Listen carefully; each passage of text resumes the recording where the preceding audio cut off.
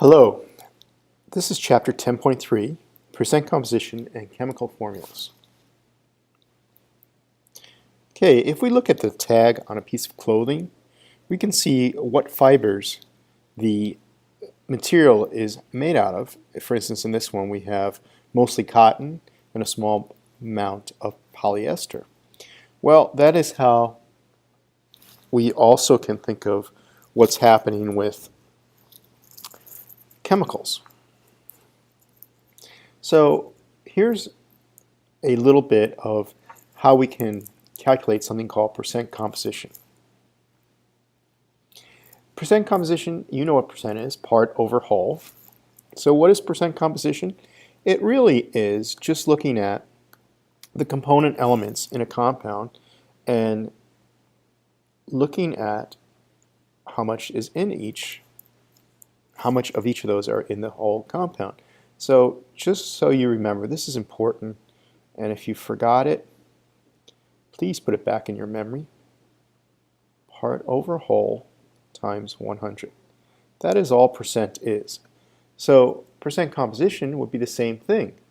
If you had a mass of hydrogen in water and you wanted to know what the percent of hydrogen in water was, you put the mass due to hydrogen over the total mass of the compound. That's all it is. So here's, for those of you who are visual learners, potassium chromate we can look at, and if we take a circle or a pie chart such as this, we can divide it up into being mostly potassium at 40%, and then chromium and oxygen at lesser quantities. Now, how did we get that? Again, part over whole. So when we add the percentage up, of course, it should get very close to 100%. Now, you might get a figure of 99 or 101 because of the rounding errors. So if we look at potassium dichromate, which is a different polyatomic, we see that the amount of potassium has gone down significantly, whereas oxygen and chromium have gone up, and that makes sense because there's more chromium and oxygen in the potassium dichromate. But for a given compound, the percent composition is always the same. So, as I said, percent composition usually has to do with mass. Okay, so you have to know the relative masses of each element, and then you also have to know the formula mass or the molecular mass of the compound itself. So it's relative mass, oops, let me take it down a little lower, relative mass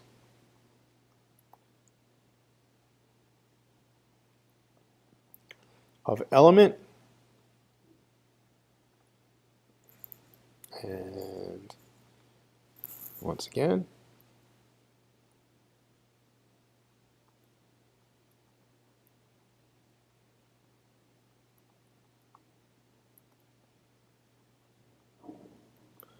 of element over, I need to learn how to draw straight lines, molecular mass compound times 100. So it's basically part over whole. Okay? That's all it is.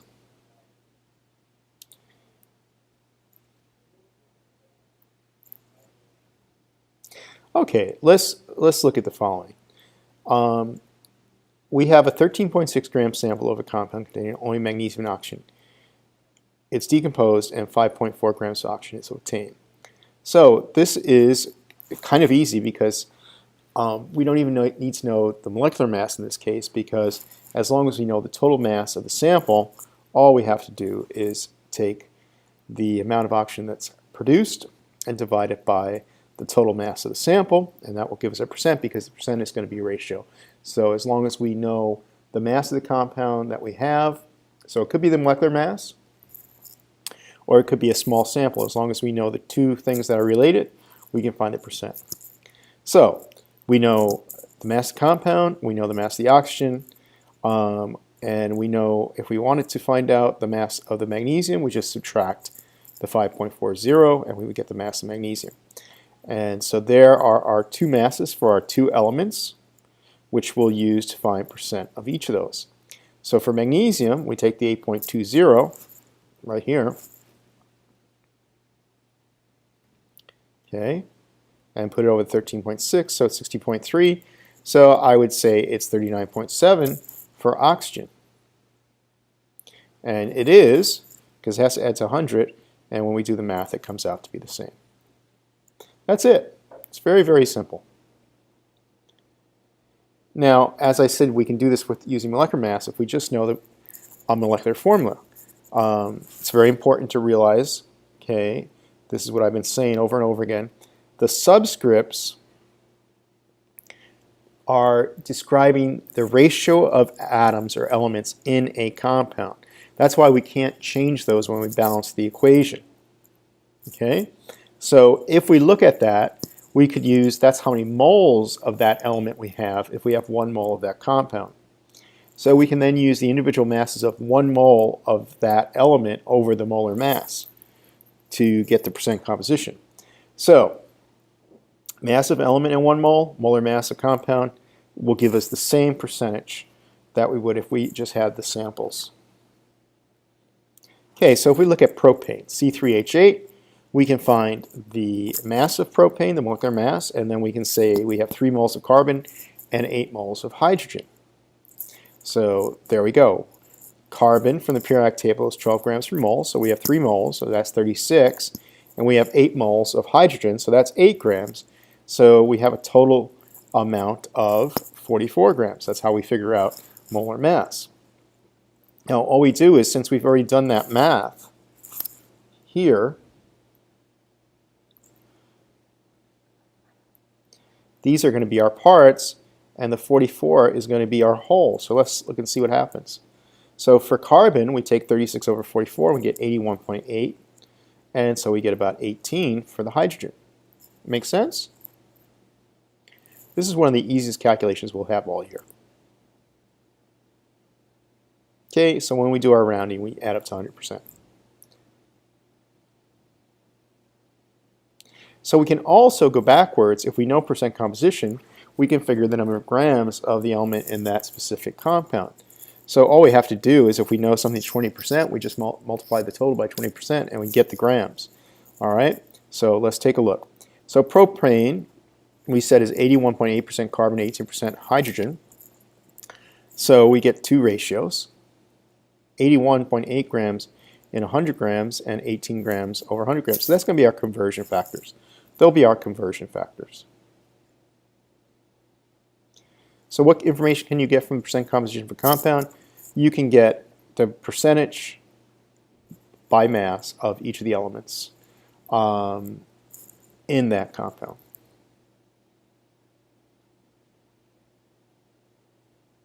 And we can do something called the empirical formula, which is basically the simplest ratio between the elements in a compound. Many different compounds with different molecular formulas may have the same empirical formula. An empirical formula is the simplest whole number ratio. For instance, if the empirical formula is CH4, that's 1 to 4, C2H8 has the same empirical formula, even though it's a different compound.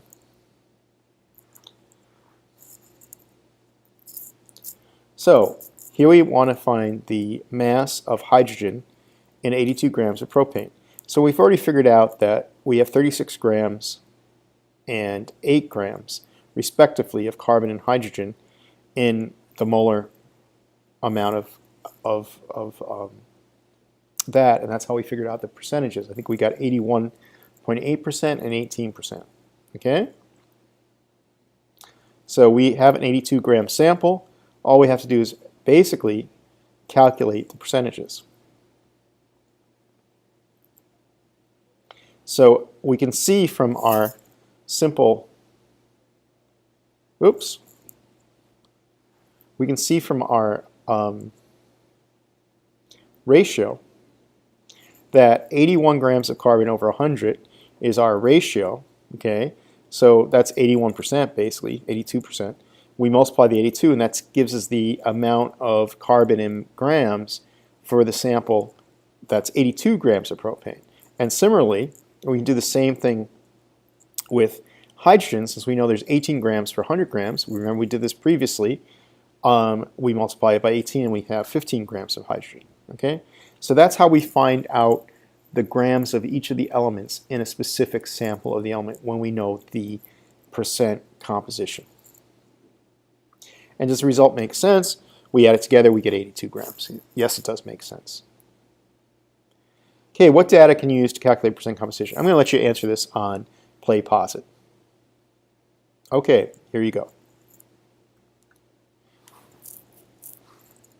If you know the mass of the compound, the mass of the elements contained in the compound, or if you know the chemical formula, the molar mass of the compound, the atomic weights of the elements contained in the compound. Okay, now we're going to talk about empirical formula. I talked a little bit about this already. I said it's the simplest ratio between the elements in a compound, and you could have different compounds with different molecular formulas that have the same basic ratio. All right, so there's the definition.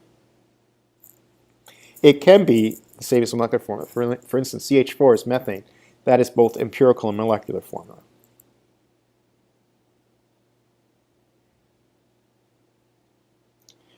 All right, so if we want to look at something like hydrogen peroxide, we have a 1-to-1 ratio, but the molecular formula is 2-to-2, which is unusual because we don't usually have that kind of thing, but for peroxide it is. That's probably why it's not that stable. Okay, carbon dioxide is 1-to-2 as carbon to oxygen. Okay, if we want to, that's for a molecule. If we look at a mole, there's 1 mole of carbon atoms to 2 moles of oxygen atoms. Okay, we have 2 compounds, ethine, C2H2, and styrene, C8H8. They both have a 1-to-1 ratio, but they're totally different. One is a gas, and one is the stuff that we shouldn't be packing our boxes with anymore.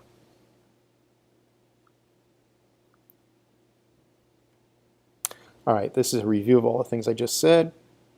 One of the words here I think is important is mole ratio. We'll be using that later on. That's the ratio between the lowest whole number ratio to obtain the empirical formula. And we'll see how this works out.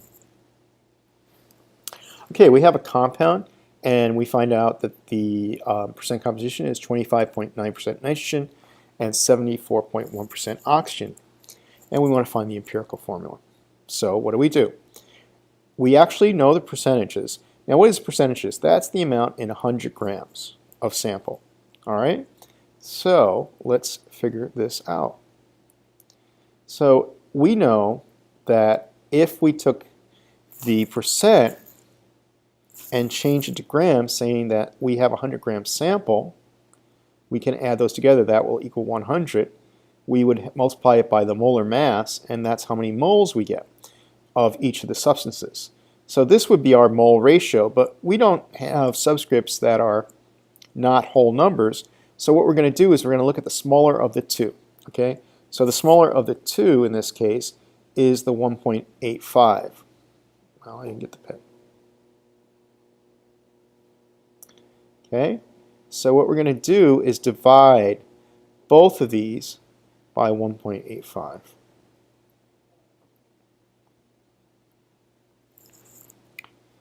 All right, and that's what we do here. So of course, one of them is going to be 1 mole.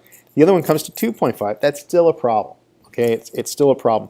We have to get a whole number, so we're going to try to get that 2.5 to a whole number. So if we multiply everything by 2, we'll get 2 and 5. Let's see if that's what they did. And that's exactly what they did.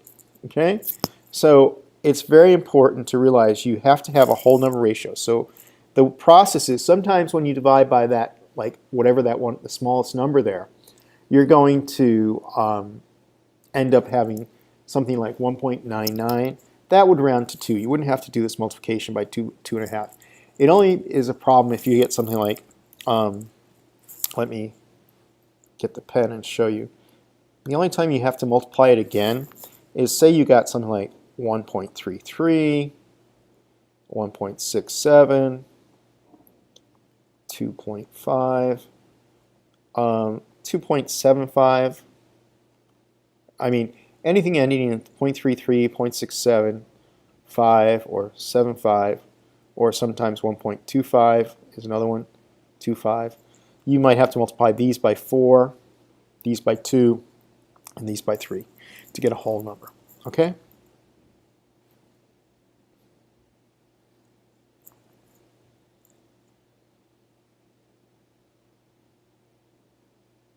All right, I'll let you answer this.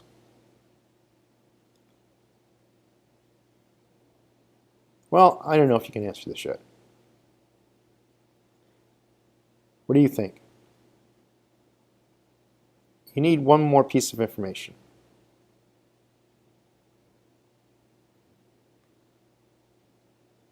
See, you need more data if you want the molecular formula, okay? And that's what we're going to talk about. So how can we get that from the empirical formula? Well, you need one more piece of data. Okay, so here's our empirical formula. Now there's no compound that is CH. That's a 1-to-1 ratio. But we have ethylene, benzene, and they're all divisible in those cases, benzene and ethylene, by 13. Methanol is 30, ethanoic acid is 60. So again, they're all divisible by that 30. So if you can multiply it by a whole number, then you can basically do it. So what you need to know is the molar mass of the molecule in question.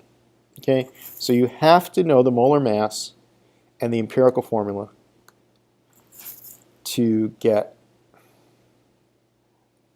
the molecular formula, because you're just going to multiply the empirical formula by a whole number to get the new subscripts. Here's some, that looks like the same slide. Yeah, it is. Okay. Oh, all right. They have the this methanol. Okay. Now, if you look at it, methanol and methanol both have the same empirical and molecular formula.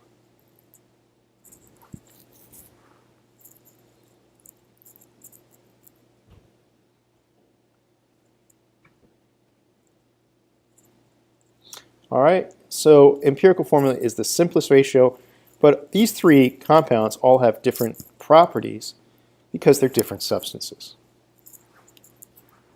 So what is the molecular formula? It can be the same as the empirical formula, or it's a simple whole number ratio.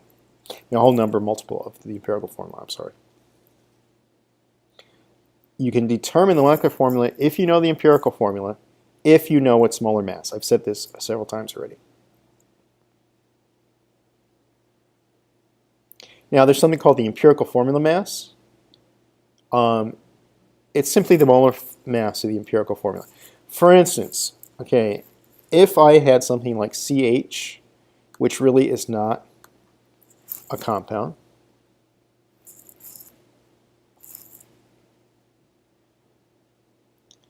that EFM is 12 and 1, is 13 grams per mole. Okay, so it doesn't really exist, but that 13 is going to be our factor that we multiply.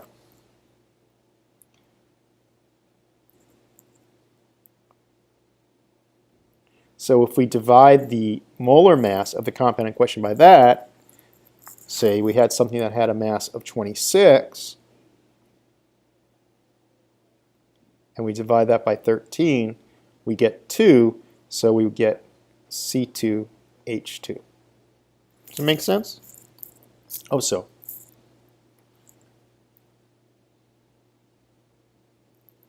All right, here's the problem to find the molecular formula. We have a molar mass of 60 grams, and we have an empirical formula of CH4N. So we need to find first the empirical formula mass. Okay? Oops, too many. Okay, so we're going to divide, okay, the molar mass by the empirical formula mass to obtain the number. So we have to find out the empirical formula mass. Okay? So let's go on. So when we have 12 for carbon, 4 hydrogens, and 1 nitrogen, that's 30 grams. So we take the molar mass divided by the EFM, we get the number 2, and we just multiply everything by 2. I showed you that with the C2H2. It makes sense. If we figured out the molecular mass, calculated it, it would come out to be 60. Okay, I'm going to have you answer this on Play Posit. Okay, so molecular formula can be determined if the empirical formula and the molecular mass of the compound are known. Okay, here are some of the important points of the chapter. Make sure you take this down in your notebook. Calculations that you need to know. Okay, definitions. And the big idea, the mole and quantifying matter. The molecular formula of a compound can be determined by first finding the percent composition of the compound and determining the empirical formula. Using the empirical formula mass and the molar mass of the compound, the molecular formula can be determined. That's it. That's it for chapter 10.3.